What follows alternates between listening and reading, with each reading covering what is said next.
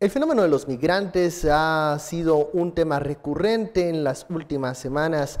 El gobierno de Guatemala y de la región se enfrentan a una situación difícil luego de los números que se han registrado de personas retornadas y también las tragedias que se han dado allá en la frontera con Estados Unidos. Para hablar y profundizar de ese tema, tenemos con nosotros a expertos. Si usted puede enviar su comentario con la etiqueta SF Migrantes. Pero antes, lo dejo con la nota del día.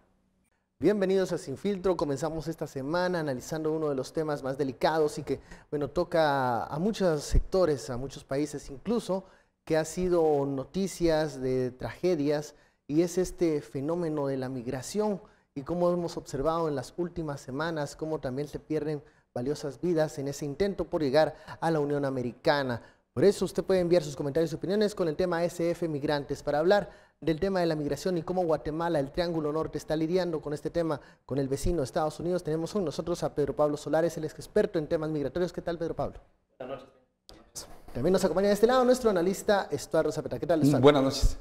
Comencemos para ver en la distancia el tema de la migración. Hemos visto cómo en los últimos meses se han dado acercamientos entre los países, sobre todo en la región del Triángulo Norte, con Estados Unidos. Hemos presenciado la visita de funcionarios de la Unión Americana que vienen para ver qué avances hay en el tema de cómo frenar la migración ilegal. ¿Cómo se está manejando este tema desde lo regional, desde nuestro país, con los funcionarios, con las autoridades en cara a esta negociación con la Unión Americana, Pedro Pablo? Sí, buenas noches. Lo que estamos viendo, creo yo, desde una perspectiva muy local, es una serie de acciones que no terminamos de entender, pero que empezamos a ver ciertas formas de manifestarse que son muy fuertes, que son muy contundentes, como lo es un incremento bárbaro de la migración que sale expulsada desde el norte centroamericano, una cantidad de personas que se ven en una mayor vulnerabilidad y por lo tanto una serie de imágenes que nos están llegando a impactar de una forma muy dramática, como lo sucedió la semana pasada con 4 connacionales muertos en un desierto, o con unos hermanos salvadoreños muertos ahogados en un río, una de ellas una niña pequeña. Pero desde un aspecto más global, creo que estamos empezando a ver las primeras manifestaciones apenas de lo que va a ser una campaña electoral en Estados Unidos, que las elecciones son en noviembre del año entrante, y en las cuales el presidente Trump ha puesto la pauta, ha marcado la ruta de su campaña hacia su electorado, principalmente alrededor del tema migratorio. Entonces, vemos algunas acciones como consecuencia de eso, las visitas de los altos funcionarios, los acuerdos que se están fraguando entre los países, pero que desde aquí no le encontramos mayor sentido. ¿Por qué? Porque sabemos que esta migración masiva tiene otras causas que no se están atendiendo. Y entonces estos acuerdos parecen no tener ningún sentido. Creo que hay bastante consenso a nivel nacional en ese sentido. Ese es el qué. Ahora, el por qué, yo me limito a poner como una primera premisa o una hipótesis que estamos viviendo aquí en Guatemala, parte del campo de acción de una campaña electoral que va a ser muy cruda. Una campaña electoral que se va a traducir, como lo mencionabas, en este tema del control migratorio férreo que ofreció el presidente Trump en la primera elección, y que sabemos va a repetir este mensaje para la campaña electoral 2020. La canciller la semana pasada anunciaba que se iban a iniciar estas deportaciones masivas. Ya recibimos un flujo grande de connacionales retornados. ¿Cómo sería ese cambio, esas deportaciones masivas que se anuncian desde Estados Unidos? Bueno, incrementar las deportaciones que de por sí ya están en sus picos más altos sería una tragedia, especialmente para la ruralidad guatemalteca, que es de donde salen expulsadas aquellos pioneros, aquellas personas que arriesgan todo, sus propias vidas, las de sus hijos, con tal de ir a otro país para poder obtener lo que no están obteniendo aquí. Hablemos claramente que la gente está yendo en busca de comida en esos tiempos en los cuales las sequías están afectando las siembras, en esos tiempos en los cuales el campesino pues ya no tiene maíz para poder vender durante su año y poder obtener algunas cosas. Pero ojo, otra vez, el presidente Trump fue el que inició esta plática o esta advertencia sobre las deportaciones masivas. precisamente 1 o 2 días antes de retractarse en otro tuit. Entonces, yo creo realmente que aquí en Guatemala estamos sufriendo las consecuencias de una presidencia, de una Casa Blanca que está estableciendo, que ha notado una cosa muy claramente, y es que el electorado que llevó al presidente Trump a la Casa Blanca responde a ese tipo de mensajes, responde a ese tipo de imágenes. Mira 2 personas muertas ahogadas en el río y no se compadece. Lo que dice es, ¿para qué se llevó a ese niño a atravesar en esa peligrosa travesía?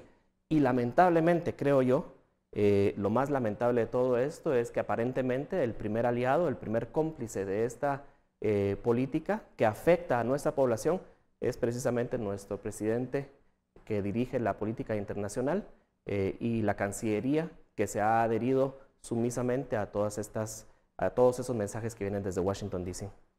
Esto lo mencionaba Pedro Pablo, por más de que los controles se vuelvan más rígidos, al parecer el flujo migratorio, ni por todas las advertencias que se hacen, se detienen, por el contrario, y se incrementa.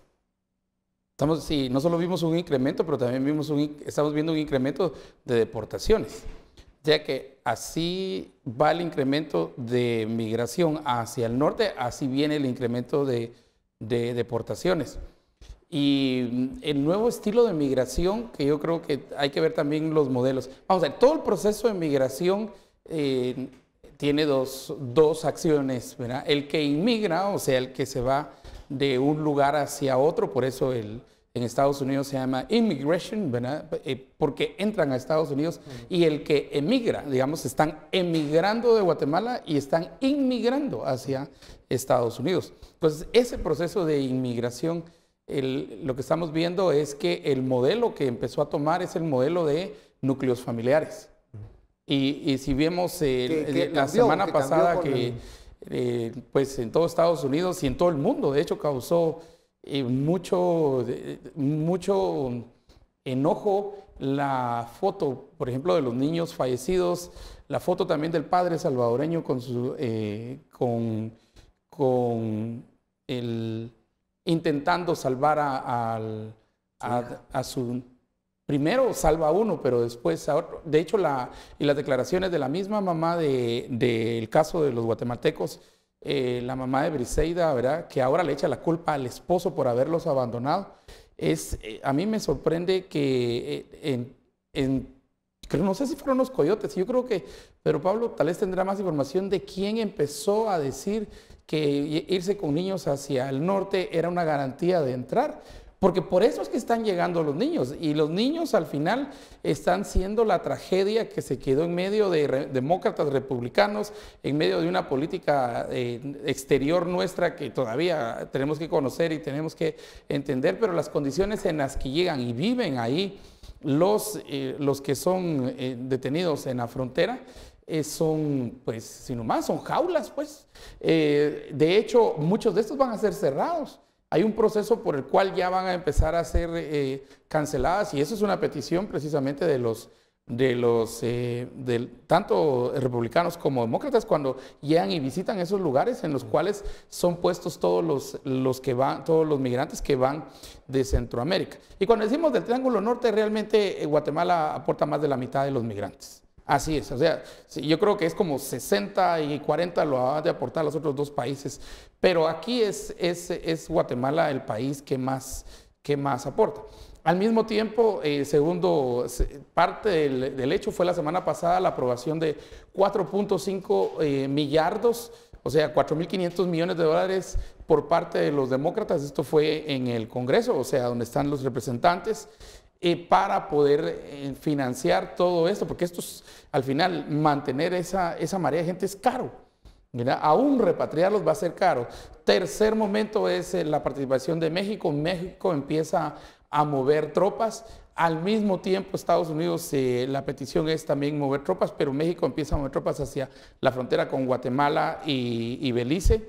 Y luego, como decía una artista de Estados Unidos, una gran artista, ¿verdad?, Chloe Flower, que antes de ser artista ella ya era una de las principales por haber entrado y haber conocido el mundo de la migración, que a diferencia del narcotráfico y a diferencia de cualquier otro trasiego de armas o lo que sea, el trasiego de personas representa ahora una de las grandes entradas para las mafias mundiales. De hecho, Moisés Naim tiene un libro magnífico que se llama Ilícito, y ahí él proyecta que el trasiego de personas iba a ser, aunque van en ciertos países, por ejemplo, de África del Norte, a niveles de esclavitud, o aquí a niveles de migración, por ejemplo, coyotes que se llevan a la gente, a diferencia de todos esos ilícitos, el ilícito de estar transportando personas de manera indocumentada tiene una característica principal, y es que, digamos, la droga llega a Estados Unidos y se acaba,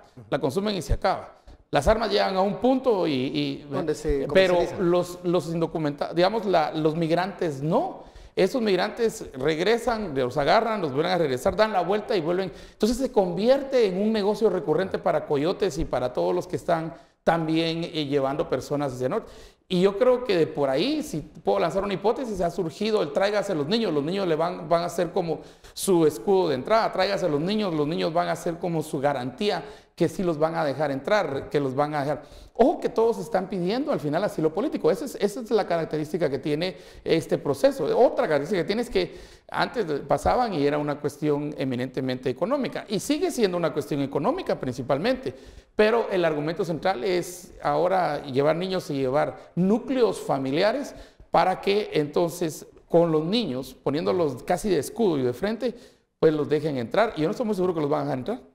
O los están dejando entrar. Vamos a la pausa. Al regreso hablamos de este fenómeno de las familias que migran hacia Estados Unidos. ¿Qué posibilidades tienen, posibilidades reales de poder conseguir este asilo político? Sabemos que ahora los requerimientos son mucho más difíciles y eso ha sido así anunciado por las autoridades de migración. Volvemos luego de la pausa.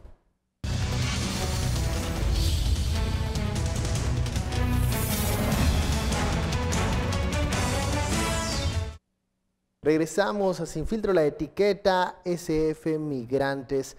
En el bloque anterior hablábamos del fenómeno de las familias, estas personas que viajan con menores para intentar cruzar la frontera. Estuardo hablaba de la posibilidad de solicitar un asilo cuando ya se encuentran por entrar a Estados Unidos, sí, cuando son detenidos. Y bueno, estas familias son separadas. Esto ha sido objeto de polémica allá también en Estados Unidos, pero ¿qué es lo que está pasando? ¿Por qué estamos viendo este fenómeno crecer ahora, el de los menores que arriesgan su vida también para ir a los Estados Unidos? Ese es un tema muy interesante de poder entender, porque precisamente está en el medio de un argumento que es político, que es partidista. Los republicanos hablando de que los coyotes, digamos que las redes de tráfico de personas engañan a la población, diciéndoles que si tienen un niño van a poder entrar libremente, y los demócratas diciendo que más bien hay que cambiar la legislación para poder impedir que esto suceda. Y nosotros aquí en el campo lo que estamos viendo es que las personas que se van con menores de edad logran entrar a Estados Unidos y en lugar de ser deportados son trasladados al sistema de inmigración para poder lograr obtener algún beneficio humanitario como lo puede ser el asilo. Prueba de esto es que dentro de la estructura del coyotaje el negocio ha cambiado. ¿Cómo es ahora? Si usted emigra sin un niño, o sea, solamente el adulto, el precio puede fluctuar entre los 60, 70 mil, 80 mil quetzales. $10,000. Sí, $10,000. $10,000, ¿verdad? Mientras que si por el contrario se emigra con un menor de edad, que es hijo, que debe ser hijo, el precio puede bajar hasta menos de la mitad del precio. ¿Por qué? Porque el contrato cambia. El negocio ya no se trata de atravesar al migrante a la frontera y enviarlo a alguna ciudad que sea su destino final, Houston, Los Ángeles, Miami, lo que sea, sino que en lugar el negocio termina en el pie de la frontera, en el muro, y le dicen al migrante, usted aquí termina el negocio. Si usted atraviesa la frontera, busque a la próxima patrulla fronteriza y entréguese. No es una captura, es un rendimiento lo que sucede con los migrantes que se entregan a la patrulla fronteriza y que están obligados a hacer ese proceso anterior. ¿A quién creerle? Yo me quedo con la versión del pueblo. ¿Por qué? Porque al final de cuentas la gente allá en Panzós, donde acabo de estar, que están empezando a emigrar, una población que antes no lo hacía, o la gente allá en Nentón, la gente en Purulá, la gente de Tacanao, o la gente de donde venía esa familia que se fue hace una semana, que falleció hace una semana, ellos no leen el New York Times, ellos no escuchan Fox News, ellos no están metidos en ese debate. Lo que sí escuchan ellos es la información del vecino, la información del primo o el pariente que se fue hace 2 semanas o hace un mes con un menor de edad y ya está en Estados Unidos. Y logró entrar. Y la esposa pues ya está recibiendo su primer dólar. ¿Y qué pasa con todas estos pasos, estas advertencias? ¿Por qué no están funcionando? Pedro Pablo, cuando se les dice, bueno, es muy delicado, es muy peligroso viajar con un menor, puede suceder esto o aquello. Incluso las mismas autoridades migratorias han lanzado advertencias y alarmas, y esto parece no ser un disuasivo para que disminuyan los menores. Bueno, una explicación más de fondo podría ser que nadie se va a disuadir cuando no tiene una tortilla que comer. ¿Quién le va a decir a alguien, a un papá, a una mamá, que no se vaya a un lugar mejor a obtener comida para su hijo que no lo tiene? Eso podría ser una explicación pues, comprensible. Sin embargo, y tirando nuevamente al aspecto de la campaña electoral y de las imágenes y lo que se mira aquí en la televisión, yo nunca he escuchado ni siquiera medio mensaje que llegue a las comunidades que expulsan migración desde Guatemala. Oigo al secretario de Seguridad Interna lanzando mensajes desde Estados Unidos en inglés y que son repetidos a través del gobierno de Guatemala, a través de Twitter.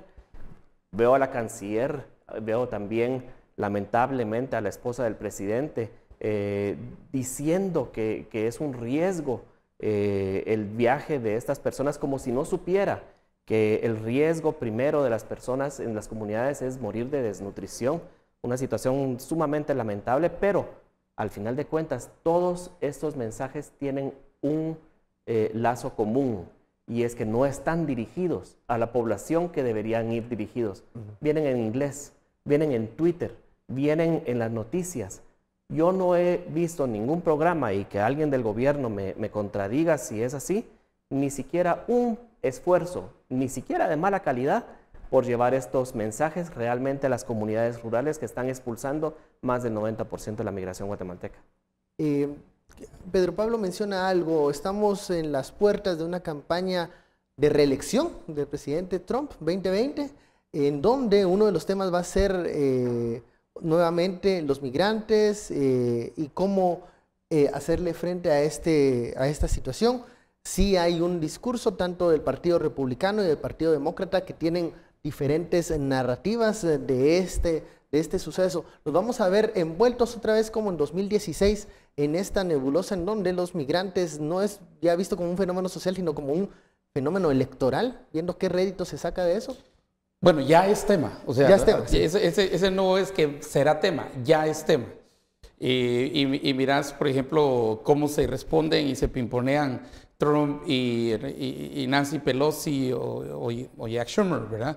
Los demócratas y los republicanos, cómo se van pimponeando ahí el tema de la migración. De hecho, la aprobación la semana pasada de 4.5 millardos se ve como un éxito de Nancy Pelosi, porque el Congreso, o sea, los representantes no querían aprobar esto.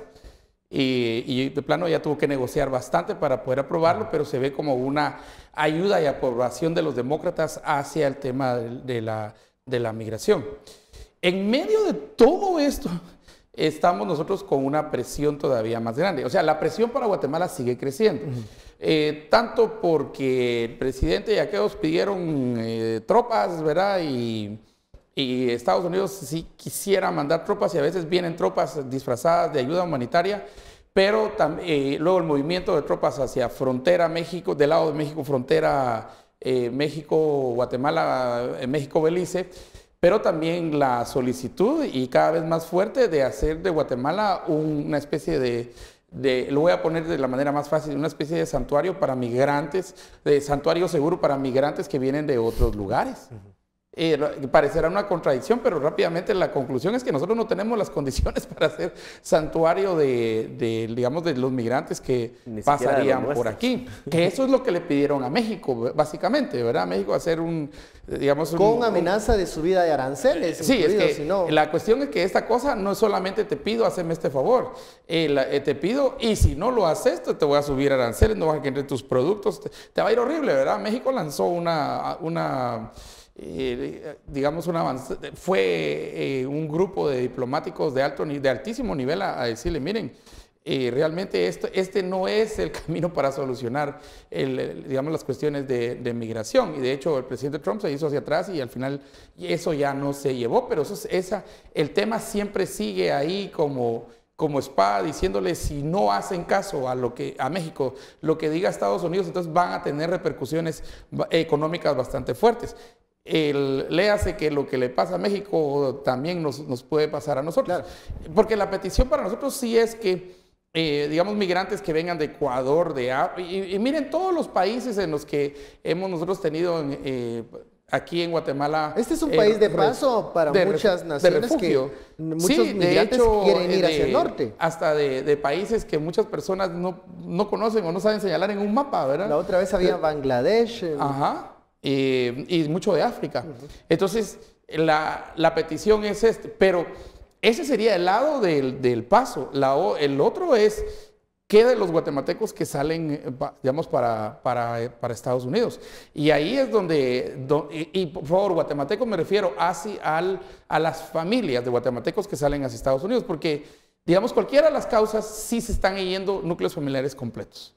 Y eso lo estamos viendo precisamente y este es, digamos, como el 2.0 de lo que originalmente en la primera crisis humanitaria que hubo en la frontera de Estados Unidos se llamó como la migración de niños no acompañados. Y eso fue ya hace tantos años. De hecho, 2015, 2015. Sí, luego, cuando empezó ese proceso fue que aplicaron, digamos, alguna versión diferente de pies mojados, pies secos, que es la que se aplica a los cubanos, ¿verdad? Si tocan suelo estadounidense, automáticamente están en Estados Unidos, pero si los agarran, aunque sea 3 cuadras todavía en la balsa antes de llegar a la playa, tienen que regresar 300 metros, entonces todavía están en agua, entonces son pies mojados y los regresan y deben regresar. Se aplicó eso, se hizo DACA, se hizo Dreamers, ha habido muchas políticas, pero una política así fuerte, los demócratas y los republicanos no han llegado a un consenso, y por eso esa discrepancia va a ser uno de los grandes temas de campaña. De hecho, migración, en cuentas recientes, migración superó en tema de relevancia, y eso salió la semana pasada, en las encuestas superó al tema aún de la seguridad social, del Social Security en Estados Unidos, que ese es otro gran tema, ¿verdad? Como tema de campaña. Como tema de interés norteamericanos. nacional, superó a Social Security. Eso te quiere decir lo que se tiene. Por un lado, los demócratas van a jugar al terror y al temor de ahí vienen los violadores, ahí vienen los malos, ahí vienen los migrantes, y los migrantes les van a quitar todo, y a ustedes, afroamericanos, les van a quitar los trabajos. Ese es el discurso clásico, ¿verdad? Y los demócratas van a ir por un lado obvio, ¿verdad? De más de ayuda, de humanidad, de querer cambiar la norma. En un balance que tenemos ahí mayoritariamente republicanos en el Senado, porque este tipo de leyes van a tener que pasar las dos casas, y mayoría demócrata en los representantes, eso va a estar muy interesante, porque también entramos a la discusión digamos, de si el muro va a ser o no va a ser, como esa gran promesa que tenía Trump en la primera vez que ganó. De hecho, la promesa ahí se quedó porque hasta modelos de muro han hecho, pero la construcción del muro no se ha dado porque necesita 7, 8 mil millones de dólares, 7, 8 billones, como le dicen los gringos, ¿verdad? Para poder construir eso. Y eso no estoy muy seguro que lo van a aprobar. Pues. Y tuvo un pulso de fuerzas a inicio de este año por ese mismo tema del muro y por los fondos al final no que se iban a destinar para la creación. Sí, la semana pasada 4.5 millardos, o sea, 4.500 millones de dólares, pues, que fueron aprobados por los demócratas en el Congreso, pero con un montón de candados. Porque el argumento de Trump, que sí tiene ciertas facultades, y estas son facultades que tiene la presidencia de Estados Unidos, es que puede usar dinero, digamos, a discreción. En esos 4.500 no se los dieron a discreción. A este le pusieron tantos candados que no los puede usar como él quiera, porque estoy seguro que ese tal vez sería el primer pago para el muro o algo así. Pero primero eso no va a ser posible, pues. Porque vemos que él sí necesita por lo menos un efecto mediático de construir, aunque sea una parte de este muro, para dar cumplimiento a una de las promesas de 2016. Al volver hablamos de esta negociación de país seguro. El mismo ministro de Gobernación, Enrique Degenhardt, él adelantaba que ya tenían unos meses de estar conversando sobre esa posibilidad, pero ¿qué significa la creación pero de ¿cuál un negociación? país seguro? Hay O bueno, negociación. si no era negociación, pláticas o algo. Así dijo él. Vamos a la pausa, volvemos.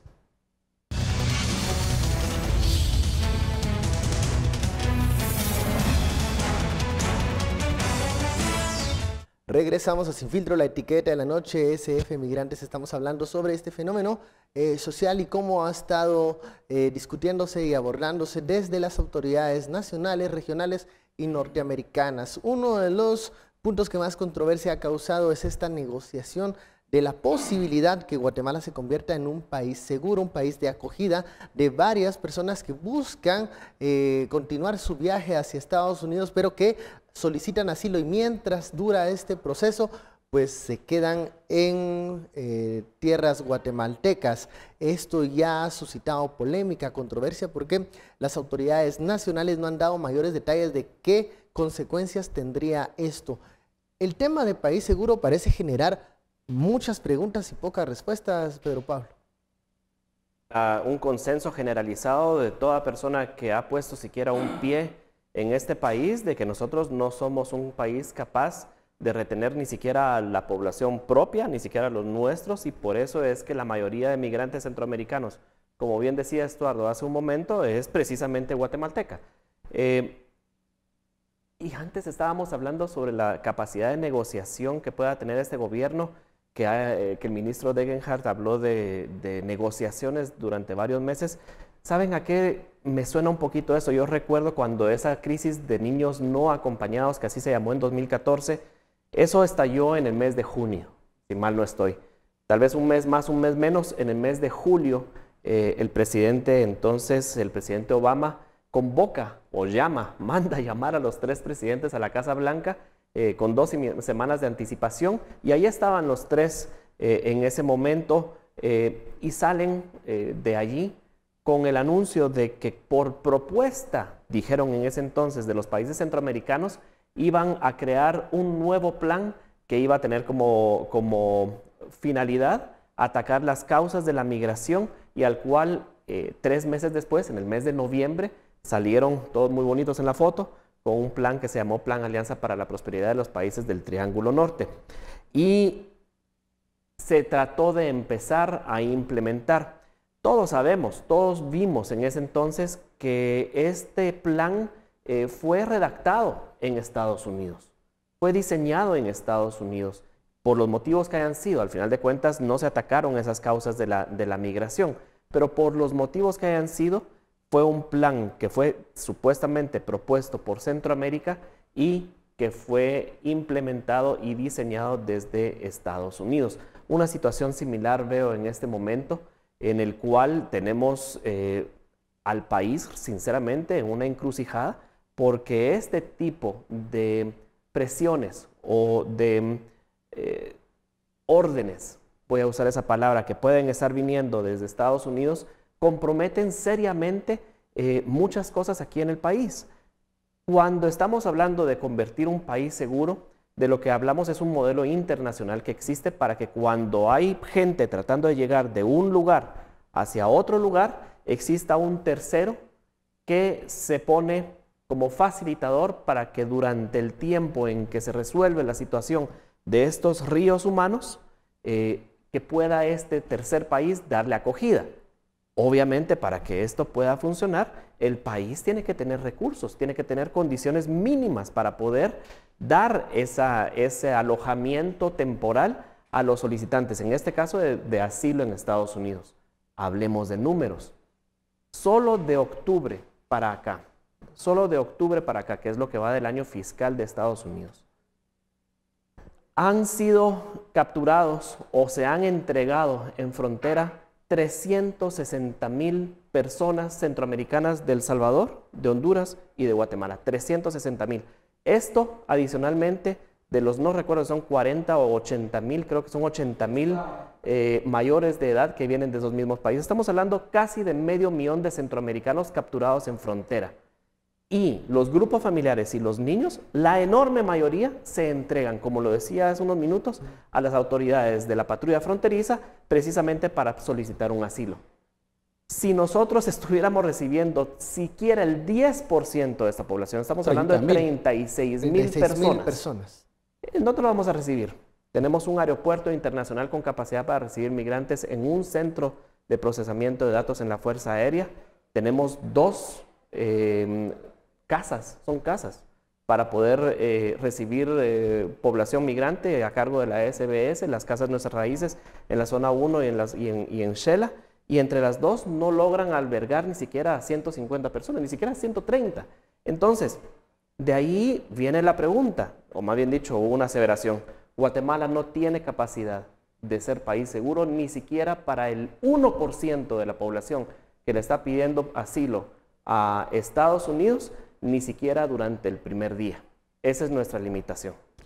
Y cuando discutimos el tema de país seguro, hablamos de qué áreas, cuál va a ser el tiempo de permanencia de estas personas en nuestro país, con qué fondos se va a financiar este tipo de proyectos, preguntas que aún no tienen respuesta y aparte hay una opinión pública que es muy negativa a la idea porque ya tenemos problemas sociales que no hemos solucionado y que nos pondrían en un entredicho de si podemos pues cumplir con los requisitos para ser un país seguro, si no estamos solamente o no se está negociando en nombre del país solamente por una cuestión política y no por causas reales y si lo podemos realmente implementar acá en el país, Estar. Mira, regresando un poquito a lo que decía, a lo que explicabas de la Alianza para la Prosperidad. Los 3 ejes de la Alianza para la Prosperidad eran, y eso lo debatimos aquí tantas veces, ¿verdad? Lo que yo al final apodé que el GPS. El GPS, gobernanza, prosperidad y seguridad. Good governance, prosperity and security. Esos eran los 3, entonces, los 3 grandes ejes.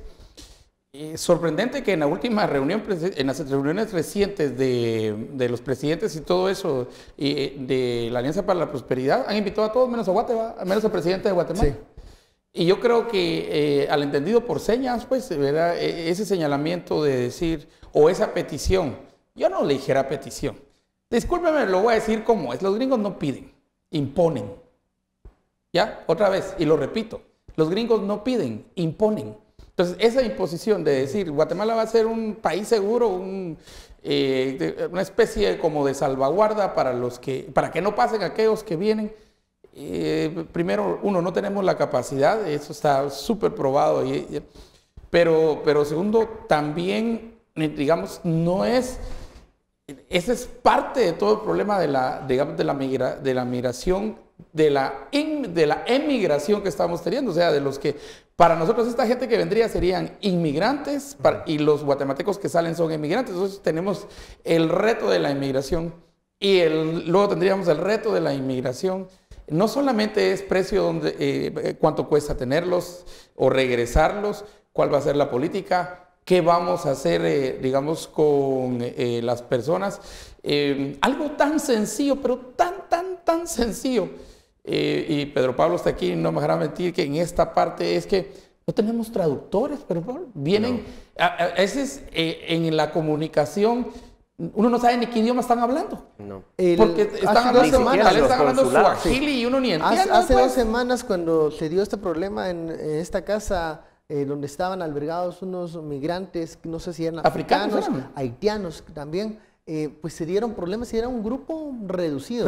Pero no quiero pensar y en ese que grupo se va reducido a hacer habían 4 idiomas diferentes. Y no había una capacidad de poder atender a todos los migrantes desde las instituciones públicas. Digamos, y estamos hablando que no son idiomas necesariamente, no son inglés, francés, alemán, portugués, pues son idiomas que son muy locales y a veces son idiomas hasta tribales. O son los que en lingüística se llaman pidgin, ¿verdad? Aquellos idiomas que son un pedazo de muchos idiomas. Y eso es lo que ellos hablan, de esa forma se comunican. Y digamos, cuando agarran, por ejemplo, porque aquí ha habido chinos, la cantidad. Yo creo que sería bueno sacar una lista de los países que hemos tenido en ecuatorianos. Bueno, con los ecuatorianos sí podés hablar, ¿va? Pero, ¿Quién más? Surinam también han habido. Mucho ¿Sí? cubano. ¿Perdón? Sí, mucho cubano. Mucho cubano Sí, también. y ojo que cubanos que venían desde Sudamérica, ¿verdad? Se movieron a Sudamérica. Sí, porque y es venían, el flujo. Y venían Dieron la haciendo todo el camino desde Ecuador, creo Ecuador que venían. es la ruta. Paraguay, todos esos lados venían haciendo y pasaron aquí y aquí se quedaron. Ellos se quedaron mucho tiempo en Guatemala. Conste que ellos pasan a ser, no son presos porque pues la migración no es delito, pues. Pero pasan a ser casi una especie como de presos, igual como están los migrantes guatemaltecos en la frontera, ¿verdad? Y entonces regreso a eso, ya Pedro Pablo da los números de lo que nos podría venir. Ahora lo que tenemos nosotros del otro lado, en la frontera, también es impresionante.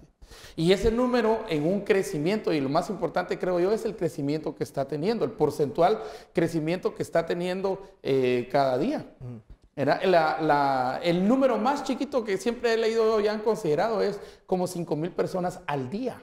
Al día. O sea, 5,000 personas. Y eso era un reporte que presentaba, creo, Washington Post en términos de decir cuánta gente va. Pero miren, esto, hasta que se dan las tragedias, como ver la foto que ha circulado en todo el mundo de este papá con su niña flotando, muertos en el río, es como la foto de aquel niño, creo que era Sirio, que muere en las playas, el niño solito. En las playas de Grecia, sí, creo que sí, es tan impactante que entonces entendemos aquel caso que siempre se ha explicado de esta manera. ¿Verdad? Si 100,000 guatemaltecos tienen hambre, esa es una estadística, pero si Juan Pérez, ¿ya? O María Sacalchot de Totonicapán tiene hambre, esa es una tragedia. Y entender eso, por qué también se está yendo, nos regresa entonces al otro gran tema que tuvimos toda la otra semana, ya llevamos varios días en el tema de la discusión política. ¿Qué están proponiendo quienes van a segunda vuelta? ¿Qué están diciendo estos? Digamos, ¿qué nos dicen? Porque nos han dicho que va a haber una bolsa aquí, que va a haber seguridad al otro lado y todo. Pero ¿es eso suficiente para que la gente no se vaya? ¿Es eso, digamos, lanza esperanzas para decir, me quedo en Guatemala porque voy a tener una oportunidad? ¿O simple y sencillamente me voy porque aquí no veo esperanza, no veo horizonte y no veo futuro? Pedro Pablo mencionaba algo, que muchas veces las razones por las que las personas toman este riesgo de viajar es porque les han contado otras personas de su comunidad la experiencia que han tenido tal vez familiares y le creen más a estas historias que escuchan entre las mismas poblaciones, a esas promesas que llegan cada 4 años de que van a mejorarle las condiciones de vida y claramente no se da. O tal vez ya no están creyendo en esas promesas. Ya no, porque si somos un país que seguimos expulsando guatemaltecos y guatemaltecas que prefieren arriesgarse a viajar al norte que creer que alguien que va a llegar a las instituciones públicas finalmente va a dar cumplimiento a aquello que está prometiendo, es porque ya no se le está dando credibilidad a ese sistema, y lo vimos la semana pasada, donde todos los partidos políticos y las instituciones débiles no han podido dar respuesta certera, ni siquiera a quienes van a pasar a la segunda vuelta. Vamos a la pausa y regresamos porque tenemos que hablar de qué pasa con estas promesas o programas o alternativas o promesas o ideas que puedan ejecutar quienes van a tomar el poder el próximo año con este problema social de la migración. Volvemos.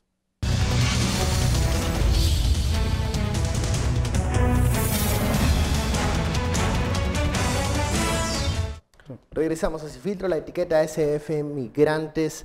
Durante el día de la elección tuvimos la oportunidad de platicar con Pedro Pablo sobre las propuestas de los partidos políticos en el tema migratorio.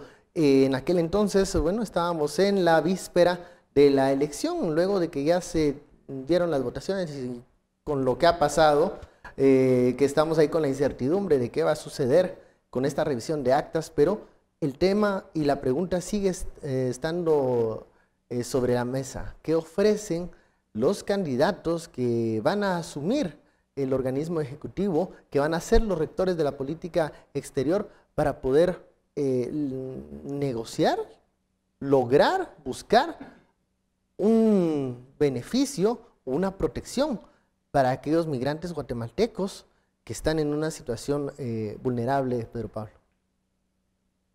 Yo veo, iba a interrumpir antes lo que estaban conversando, porque yo me atrevería a decir que los aldeanos que están saliendo expulsados del país ni siquiera están ya escuchando propuestas de parte de políticos, porque los políticos no llegan a la aldea.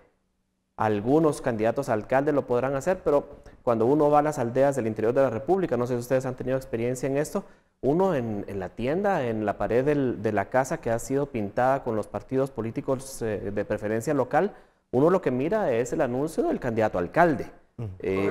La presencia del candidato a presidente, pues si es que acaso está en segundo plano, porque los presidentes no llegan a las aldeas. Perdón, te interrumpo.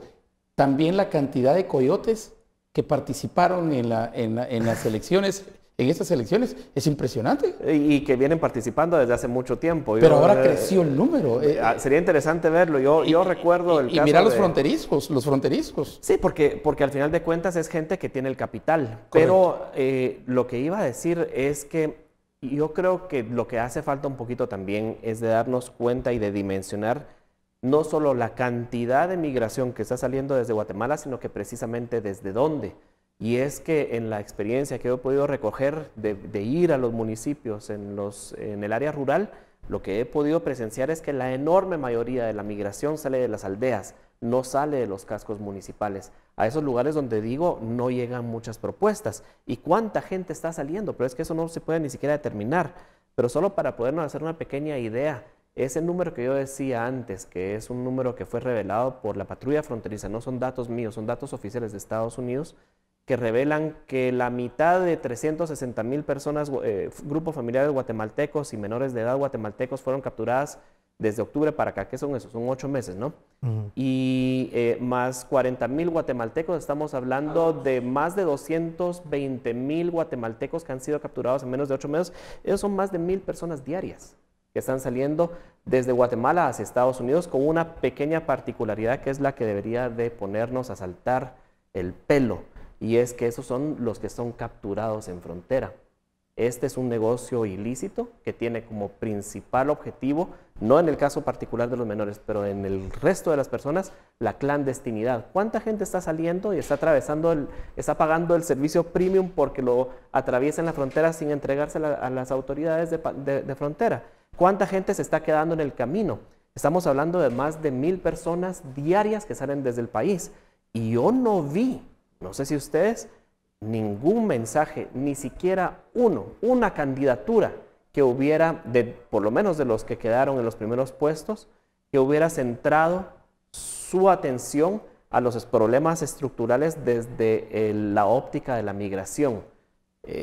Recientemente, y lo vi como una cuestión diferenciadora de lo que hemos estado viendo, vi que los dos candidatos, tanto Alejandro Yamatei como Sandra Torres, pusieron mensajes en los días anteriores en los que estaban diciéndole al presidente Morales: ojo, usted no debería de firmar eso, y podrá causar controversia, pero al final de cuentas, un presidente que sabemos a ciencia cierta que no tuvo ninguna negociación, ni siquiera para poder mejorar las condiciones de las poblaciones que están expulsando más, un municipio que hubiera tocado, ni siquiera eso, pues entonces el gran compromiso que va a adquirir el país es como para asustar a cualquier persona que asuma la presidencia en enero del próximo año.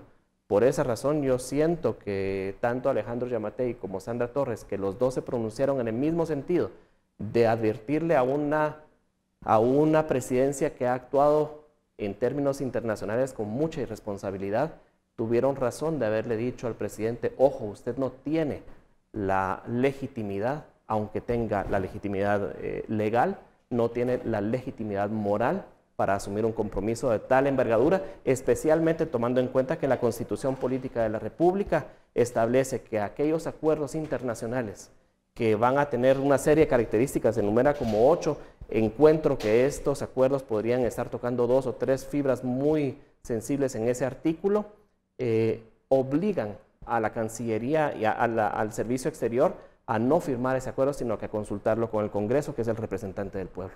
Por las consecuencias que se pueden adquirir o los compromisos que se pueden adquirir, las consecuencias que pueden tener de lo que eso pase ya más allá de este 2019. ¿Qué se puede esperar en estos 6 meses? Vemos que hay una insistencia y una presión de Estados Unidos por lograr un acuerdo ya. No veo que tenga mayor tampoco legitimidad Sandra o Yamatei. Que Jimmy. Si es por legitimidad, ahí yo dudaría también de los otros dos. A ver, pero esto es por como lo menos cuando, sería un plan que sería implementado durante su tiempo. Lo preocupante es que esto es como cuando se firmó, yo creo que fue con el presidente Colom, aquel pacto colectivo que después tuvo que implementar el siguiente gobierno y no tenía con quién. O sea, el tema es, y la seriedad del asunto es, ¿qué compromisos se van a adquirir en este momento? Y si se deben adquirir ya, se ve que Estados Unidos tiene una presión por hacerlo. Mira, y el que lo tiene que asumir es la siguiente administración no independiente. ¿Estados Unidos qué? ¿Está ejerciendo qué? Presión. Presión. Entonces, ok, por favor, otra vez, los gringos no. Ok, pero entonces, piden permiso, imponen. Imponen por eso, Ni pero entonces... tiempos tampoco. No hay tiempos. No hay tiempos, entonces... ¿Qué va a pasar con los compromisos que se van a adquirir? Sí, creo que este caso va más allá aún de quien asuma en el 14 de enero. Este caso va, sí, digamos, el bendito, ¿cómo se llama? El acuerdo, el pacto de la prosperidad, ¿verdad? ¿Qué pasó con eso, por ejemplo? Es una pregunta. Pero tampoco fue que idea genial de estos tres presidentes de aquí que llegaron. Esas cosas ya están preparadas por el Departamento de Estado, pues, o sea, ya los documentos ya están ahí, medio léalo, medio dice que hacen algo, pero eso ya está preparado, o sea, no seamos ingenuos en eso. Entonces, pero voy a la legitimidad en este caso, que de aquí a 6 meses es un largo plazo, sobre todo para lo que estamos viendo, y mira, de aquí a 6 meses, si vamos donde iniciamos el tema, que es la campaña 2020 en Estados Unidos, será reelecto el presidente Trump con su gran tema de migración, o los demócratas que no saben todavía ni quién va a ser el candidato, va a ser Biden, va a ser quién va a ser Elizabeth Warren, quién va a ser Bernie Sanders, Sanders también, que está ahí. Hay más de 20. Sí, entonces no saben, pero como sea, va a ser un tema. En esa campaña 2020 que ya está ahorita, ya empezó y los motores ya están funcionando, 6 meses es un montón de tiempo, ¿vos? Para nosotros todavía hay esperar que llegue y asuma, y no hemos ni pasado la segunda vuelta. Mira los líos que estuvimos la semana pasada, las intervenciones del MP. Ahora, no nos ponemos en orden ni de acuerdo. Adelantemos esos 6 meses. Cualquiera que gane la presidencia, ¿qué va a decir en cuanto a política exterior? El gobierno anterior firmó esos compromisos y yo solo estoy lidiando con ese... Eso va a ser irrelevante. ¿Quién lo firmó? Por eso te digo, pero esa va a ser la respuesta que vas a tener. ¿Se lo imponen a este o se lo imponen al otro? Pero que lo imponen, muchachos. Los van a imponer. Hay que ser realistas. Pero ya sea hoy o mañana, pero no vamos a tener... Eduardo, hay que tener en cuenta una cosa, y es que en Guatemala, con cierta particularidad, asumimos de una forma rendida cualquier cosa que venga a Estados Unidos. Entiendo la desproporción que existe en términos políticos, económicos, todo, pero no somos el único país que atraviesa problemas diplomáticos con Estados Unidos, y solamente Guatemala. Yo no he visto que esto esté sucediendo con Costa Rica, que podría ser, por ejemplo, un caso un poquito menos inaudito, que le pidieran a Costa Rica, por ejemplo, que le impusieran. Pero no lo hacen. La experiencia de los nicaragüenses, claro, de la cantidad de nicaragüenses. ¿Por qué no mandan a todas esas personas que han salido de Guatemala, de El Salvador y de Honduras a Costa Rica? Porque no se atreverían jamás a proponerlo, porque se enfrentarían, ¿saben qué?, a una contraofensiva diplomática costarricense que los dejaría en vergüenza, cosa que no sucede aquí en Guatemala. Por un ejemplo de esos movimientos diplomáticos fue lo que ocurrió con México cuando pasó el tema de los aranceles. Vimos al canciller Ebrard adelantarse con algunas propuestas que incluso tenían que ver mucho con Guatemala, y se le preguntó a la Cancillería en ese momento qué estaban haciendo ellos para ver qué era lo que estaba negociando Ebrard en nombre de México, ni siquiera y que iba a tener consecuencias con la Ni siquiera nos invitaron a la reunión con México y El Salvador. Correcto, eso decía yo. Eso es revelador de que la política, que la diplomacia guatemalteca se ha puesto en una situación de cero a la izquierda. O sea, presión estadounidense hay. No hay presión. Ellos entran por la Cancillería de Guatemala como Pedro por su casa. Esa es la realidad.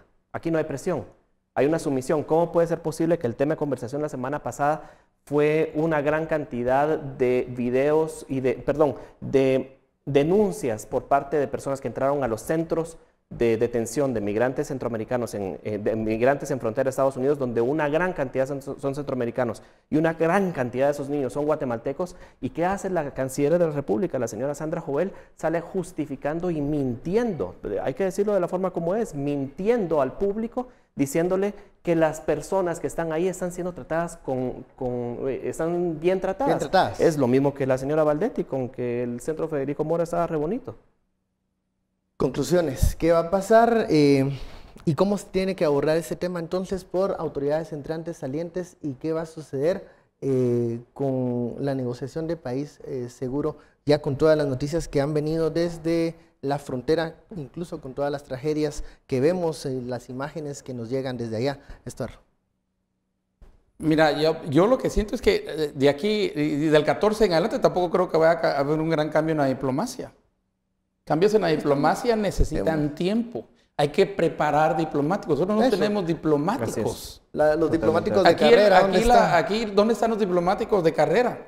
Y los que eran de carrera, pues ya están en edad avanzada, ya se están retirando a que, digamos, estemos de acuerdo o no, pero digamos los Rosenthal ya no están en esa, digamos, lo que eran, y no tenemos una segunda línea de diplomáticos. No sé, yo creo que aquí tenemos que aprender de países como Chile, tenemos que aprender de México, tenemos que aprender y empezar a preparar. De hecho, yo tendría así esa pequeña sugerencia de reactivemos la escuela de diplomacia. Si nosotros somos una gran escuela de diplomacia que ahora desapareció y saben ni qué es eso, no sé a quién le convenía. Disculpen, pero la que le hace las uñas, la que le hace